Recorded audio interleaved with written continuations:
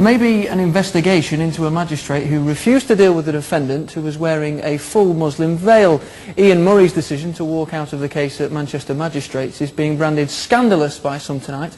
Joining us in the studio this evening is Mohammed Shafiq from the Ramadhan Foundation in Rochdale. Mr. Shafiq, thanks for your time. You've no doubt seen this story in the press today. What are your thoughts?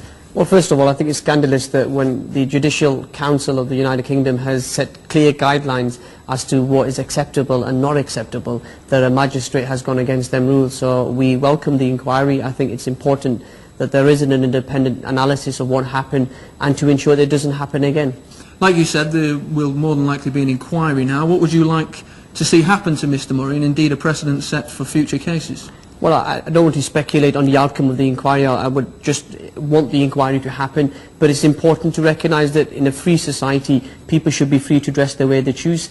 And one of the great freedoms we have in this country is the freedom to express ourselves and the freedom to practice our faith. And nobody should be able to take that away from people. It's understood that Mr. Murray's concerns lay around a question of identity. Could it not be said fair that somebody who is under a full veil could be, perverting the course of justice in some respect by, concealing their identity in that respect? Well, there are other ways to find out. She obviously takes very seriously that she can't show her face in front of other males. She could have been taken to a different room, and female officers could have seen her face to verify that she was who she says she was. So I think there are ways around it. We have to respect people's individuals' religious beliefs, and I think Mr. Murray needs to apologise as quickly as possible. Tell us about the role of the niqab in the Muslim faith then.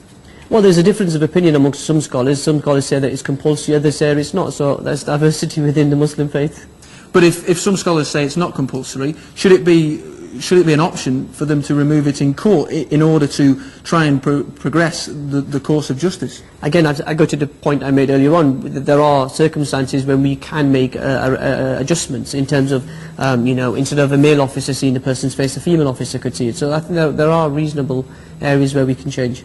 Obviously this comes on top of Jack Straw's comments from a few months ago and just adds flame to the fire. It's a debate that will go on and on, isn't it? It certainly will, and I look forward to participating in that debate. I must ask you as well about the incidents down in London. We hear tonight that there's another car being found with explosive inside. Indeed, Greater Manchester Police have just told us that they've got extra patrols on the street of Manchester tonight. It's a concern for everybody, isn't it? Absolutely. I think it's important that we all come together as a country to say no to terrorism, and we've got to unite and we've got to defeat terrorism. And what we also have to do is be very careful in trying to demonise communities. Let's see who it was and what it was, and I urge anybody who's got any evidence of anybody participating in terrorism to get in touch with the police. And finally, can I pay tribute to the police, because we don't often, I often criticise them for operational things, but on these occasions they did a magnificent job putting their own lives at risk so we can be protected. Just briefly, on behalf of the Ramadhan Foundation, you issued a statement earlier which expressed your concern as a foundation. Why did you feel it necessary for the Ramadhan Foundation to express their concern? Again, we're in a 24-hour media situation. I've spent the whole day doing all the news networks, and the key issue here is that we have to remain calm. We have to allow the police to complete their inquiries, and we can't allow people to take the law into their own hands and start attacking innocent people. Muslims are victims of terrorism also, and we've all just got to unite and defeat it. Do you fear vigilante attacks in response to this? I hope not, but you can never rule it out. After 7/7, after 21/7, after previous terror raids, we did see them. I hope we don't.